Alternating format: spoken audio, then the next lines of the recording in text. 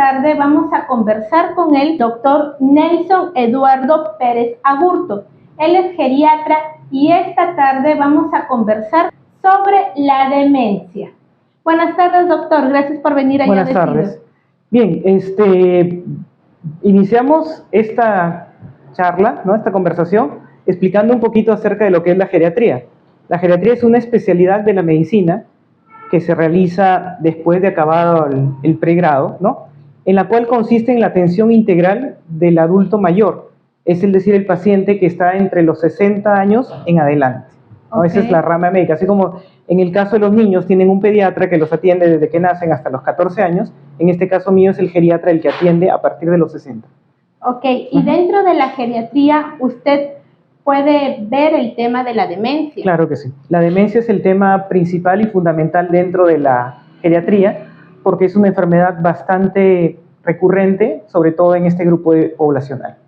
Ahora, hay algo que conversábamos detrás de cámaras que ya no se dice demencia senil, ¿verdad, doctor? Así es. El término demencia senil, particularmente nosotros los médicos geriatras y los especialistas que tienen que ver con el tema de enfermedades mentales ya no lo utilizamos porque decir demencia senil significa englobar a todos los pacientes mayores de 60 años dentro del grupo de demencia. Es decir, que todo paciente que a partir de que cumple 60 en adelante va a tener demencia, y eso no es así. Solamente según datos que tenemos nacionales, datos de Perú, con estudios que se han realizado, en Lima sobre todo, tenemos que el 10% de esta población padece de demencia. Ese es algo muy importante y que lamentablemente pocos conocen esos datos, doctor. Ahora, ¿es lo mismo decir que la demencia es igual a Alzheimer? No, el Alzheimer o enfermedad de Alzheimer ha sido denominada así en honor, la mayoría de enfermedades son denominadas en honor a quien las descubre. Okay. En este caso fue Alois Alzheimer, ¿no? Neurólogo que descubrió y estudió la enfermedad ampliamente y la describió. Pero la enfermedad de Alzheimer está dentro de las demencias. O sea, tenemos las demencias, las clasificamos en 3 grupos, ¿no? En primer lugar, las demencias neurodegenerativas, en donde está en la cabeza la enfermedad de Alzheimer, que dicho sea de paso es la más común, la que más se presenta, ¿no?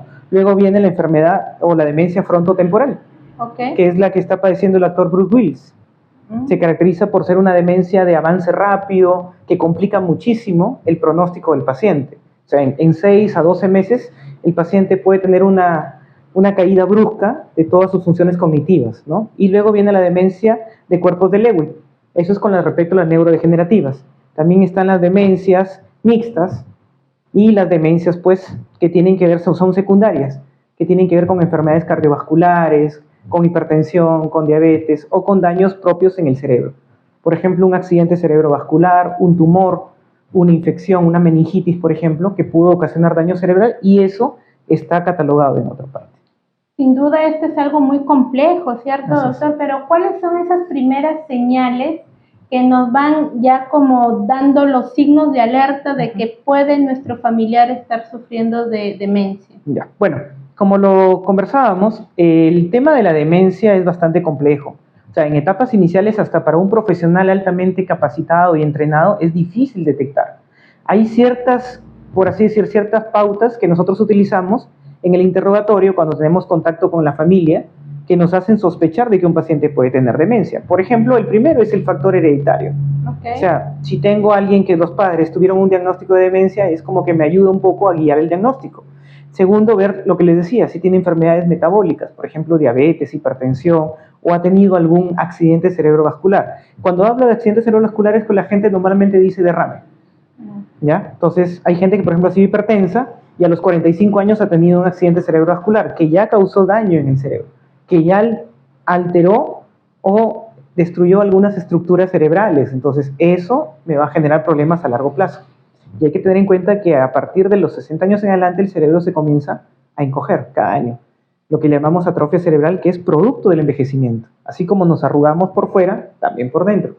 Entonces, sumamos todos estos factores y vamos a tener un probable diagnóstico, pero vamos indagando en el comportamiento. Los primeros síntomas de la enfermedad son bastante imprecisos, pero sí lo que hemos visto como, por así decirlo, como algo común es que el paciente comienza a tener cambios de humor y en la conducta. Por ejemplo, si un paciente, por ejemplo, como decía, si tu abuelita es bastante risueña, jovial, conversa mucho, de un momento a otro se molesta por cualquier cosa, deja de gustarle las cosas que le gustaban antes. Por ejemplo, tu abuelita iba todas las semanas a la misa, no se perdía ni una misa, hasta enferma, pero ahora ya no quiere ir, se niega a salir, reniega por todo, tira las cosas. Esos son síntomas iniciales que a mí me hacen sospechar, y para eso tenemos herramientas que nos ayudan a poder llegar al diagnóstico. Aplicamos una serie de test, baterías, y eso nos ayuda a llegar al diagnóstico, ¿no? Ok, doctor, entonces, ¿el único órgano que afecta la demencia es el cerebro o hay otro órgano más? No, es el cerebro, pero tengamos en cuenta que el cerebro comanda todo. En el cerebro está el centro regulador del sueño, del apetito. Entonces, al inicio, los síntomas, o muchos relacionan, ¿no?, los síntomas de la demencia con solamente el olvido o la pérdida de la memoria, ¿no? Pero esto no es así. Altera la conducta, el pensamiento y la ejecución de actividades que normalmente hacemos. Nosotros tenemos escalas que nos permiten identificar actividades, por ejemplo, actividades básicas de la vida diaria, como por ejemplo levantarte de la cama, cepillarte los dientes, salir a caminar, cambiarte, ¿no?, quitarte la ropa, bañarte. Son actividades básicas. Básicas porque las aprendemos desde pequeños y cualquiera las puede realizar. Y hay otras actividades que se llaman instrumentales, que son ya más complejas, como por ejemplo salir a la calle, tomar un taxi o tomar un transporte público, hablar por celular, manejar dinero, retirar dinero del cajero, ir a hacer una compra, ¿no? Todas esas dos se van a ver afectadas. Entonces la persona con demencia, cuando llega a etapas moderadas y severas, va a tener compromiso de esto.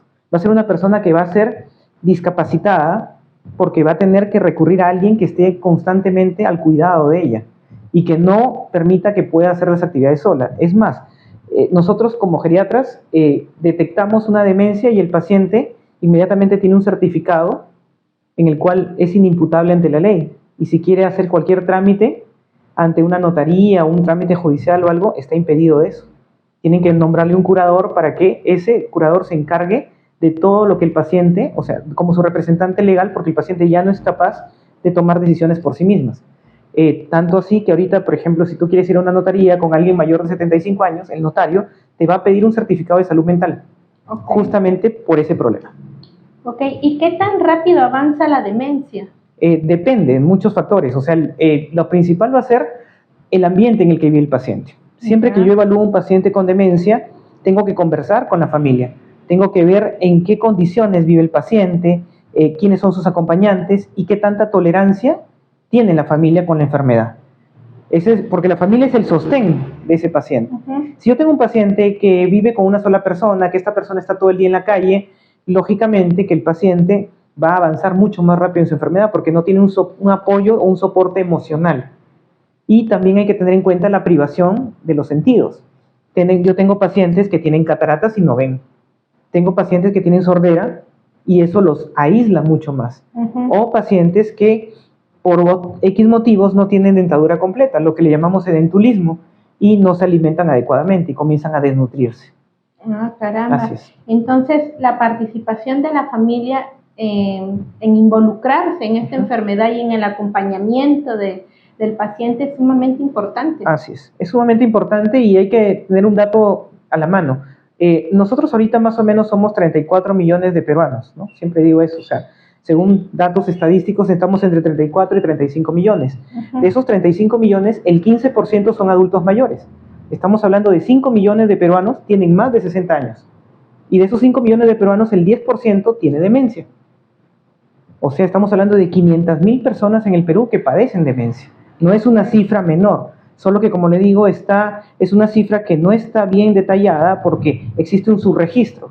Hay pacientes que tienen demencia, pero que no han sido todavía diagnosticados porque a veces el médico general, cuando los atiende, no sabe detectar la enfermedad. Porque, como le digo, para muchos profesionales pasa desapercibida. Claro. Ahora, hay otro tema importante de tratar. ¿Los trastornos de sueño son una alerta de inicio de demencia? Sí, no solamente los trastornos del sueño, los trastornos depresivos, la ansiedad. Se ha visto que en pacientes que en una edad temprana tienen trastorno del sueño, estoy hablando de 30, 40 años, o que toman antidepresivos, o que toman sedantes para poder dormir, desarrollan con mucha mayor frecuencia la enfermedad. Y definitivamente uno de los síntomas más comunes es el insomnio en el paciente. O sea, el paciente literalmente invierte el ciclo del sueño. El paciente en el día está durmiendo y en la noche se levanta, se despierta, incluso grita, porque pueden tener alucinaciones visuales y auditivas. Escuchan que alguien les habla y ven cosas y comienzan a agitarse. Ok, dentro de lo que yo he venido leyendo antes de entrevistarme con usted, leí algo que me llamó mucho la atención sobre el síndrome del ocaso, que es muy frecuente en la demencia. ¿Podría explicarle a los seguidores de qué se trata? Claro que sí. El síndrome del ocaso no es más que un efecto que ocurre durante la enfermedad en la cual el paciente durante el día permanece tranquilo, como le digo, descansando, a veces durmiendo. Sin embargo, pasadas las 6 de la tarde, este paciente comienza a agitarse. Se despierta, comienza a agitarse, quiere salir muchas veces o comienza a tener una conducta alterada, ¿no? Y justo se da en ese efecto, el ocaso se llama porque justo cuando es la puesta del sol, ¿correcto? Es cuando se presenta con mayor frecuencia. O sea, si me dicen un paciente que tiene demencia, ¿en qué momento está alterado? El 90% a partir de las 6 de la tarde. Por eso que es muy común que de noche y de madrugada esté despierto y genere incomodidad en la familia, porque el hecho de tener un paciente con demencia dentro de la casa altera todo el eje familiar. Claro. Porque si tú quieres descansar a las 11 de la noche no puedes, incluso perturba a los vecinos, porque muchos realizan gritos, llamados, que no son reales. Yo tengo gente que me ha llamado y me dice, mi papá grita que le están pegando y nadie lo ha tocado, o dice que no le dan de comer y ha comido. O sea, cosas tan básicas como esas se comienzan a olvidar. Y el olvido ya es cada vez mayor. Incluso en etapas ya severas, el paciente se olvida hasta de comer, de coger una cuchara, de cuál es un plato, de la denominación de los objetos. O sea, tú le dices, ¿qué quieres que te alcance? Y te señala porque no sabe que eso es un plato. Y eso es complicado, ¿no? Y yo lo que he visto pacientes con demencia ya en etapa bien avanzada es pesando 30 kilos, sin querer comer, teniendo incluso paranoia, tienen miedo de la comida, piensa que les van a echar algo, que les están envenenando, y cosas así. Es bien complicado y por más me dicen, pero hable con él. No, el paciente con demencia es un paciente que no te va a entender. O sea, que tú vas a hablar y es como si hablaras con la pared o algo. O sea, él no te va a comprender eso. Por eso que es importante, como le digo a la familia, que si tienen características de un paciente así, lo más pronto posible tengan contacto con el médico para que pueda hacer una evaluación completa y poder llegar a un diagnóstico temprano, que es lo más importante. Ok. Ahora, doctor, algo importante. Bueno, en realidad todo lo que estamos hablando y lo que usted está explicando es importante, pero hay algo que me causa mucha duda. ¿Un paciente con demencia logra curarse o solamente se le da un tratamiento para mejorar la calidad de vida? No, la demencia no tiene cura. Es una enfermedad que hasta el momento se han hecho y se están haciendo múltiples ensayos clínicos, estudios en Norteamérica y en Europa con infinidad de pacientes para dar tipos de tratamientos costosos, ¿no? Novedosos, pero que hasta el momento no han demostrado eficacia. La medicina lo que hace es retrasar el progreso de la enfermedad y controlar los síntomas, pero no detiene a la demencia. Un ejemplo, por ejemplo, un paciente que está con medicación y con tratamiento, si usted me dice, ¿cuánto avanza la demencia? Puede llegar a demencia grave en 10 años. Sin embargo, un paciente que no tiene tratamiento puede llegar a demencia grave en 1 año o en 2 años. O sea, en eso me va a permitir. Mucho me acordaré de un médico neurólogo que es uno de los principales investigadores de demencia en el Perú, el doctor Nilton Custodio, que él cuando le llegan a su consulta, él nos dice, ¿no? El familiar le dice, doctor, ¿y mi mamá o mi papá va a ser la misma, se va a acordar de mí? No, tu mamá con el tiempo lo que va a hacer es que va a continuar haciendo sus cosas. Y lo que tú tienes que ver es que ella, aunque no se acuerde quién eres, va a saber comer, va a saber bañarse, va a saber cambiarse y va a saber hacer sus cosas por sí misma. Ese es el final de la demencia. Demasiado triste, doctor, esta enfermedad. Doctor, yo decido siempre estar firme y convencido de que la prevención es lo más importante. Es mejor prevenir para luego no lamentar. ¿Estamos de acuerdo con eso? Sí, y lo más importante es que hay que quitar los mitos. O sea, no es normal que un paciente se olvide de las cosas, no es normal que cambie de humor, no es normal que deje de hacer las cosas que normalmente hace. Eso hay que tenerlo en cuenta. ¿Por qué? Porque lo escucho muy seguido. Se olvidó porque es viejito. No, ya no le da nada al abuelito porque él ya no entiende. Y cosas así. Tenemos ejemplos en la televisión, en la política, de gente de muy avanzada edad. Luis Alberto Sánchez, por ejemplo, un político que con más de 90 años daba discursos, o Javier Pérez de Cuéllar, que fue presidente de la ONU, que daba discursos. Yo tuve a mi abuelo que falleció a los 110 años, correcto, mi abuelo paterno, y murió lúcido. y nunca tuvo ningún problema de memoria ni nada, ni de conducta ni nada por el estilo. Entonces, no asociemos la edad con demencia. Okay. Si bien es cierto, a más edad, más riesgo, sí, pero no todos llegan a desarrollar demencia. Yo tengo pacientes con 65 años que tienen demencia y pacientes con 90 que no tienen demencia. Lo mismo ocurre con el tema físico. Es cómo te ves. Tú puedes tener pacientes de 60 años en silla de ruedas o alguien de 80 que corre maratón. Es un tema más mental y de físico que de edad. Y en definitiva también es un tema de prevención y de hacerse chequeos regulares. Se hacen chequeos regulares, sobre todo si tengo pacientes con enfermedades crónicas como diabetes, hipertensión, estar controlados, acudir al médico, hacer su tratamiento, tener su dieta adecuada y prevenir, porque lo más importante es la prevención. Como digo, ya no es una enfermedad que no tiene cura, pero si la detectamos a tiempo podemos controlarla. Muy bien, doctor.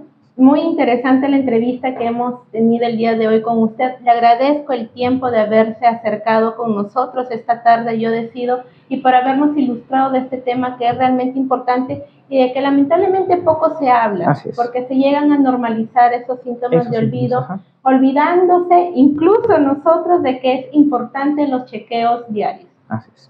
Muy bien, doctor Nelson, muchas gracias. No, gracias, y nos también estaremos viendo en otra oportunidad. Eso espero. Muchas gracias. Nosotros nos vamos a un breve corte comercial y regresamos con más en Yo Decido.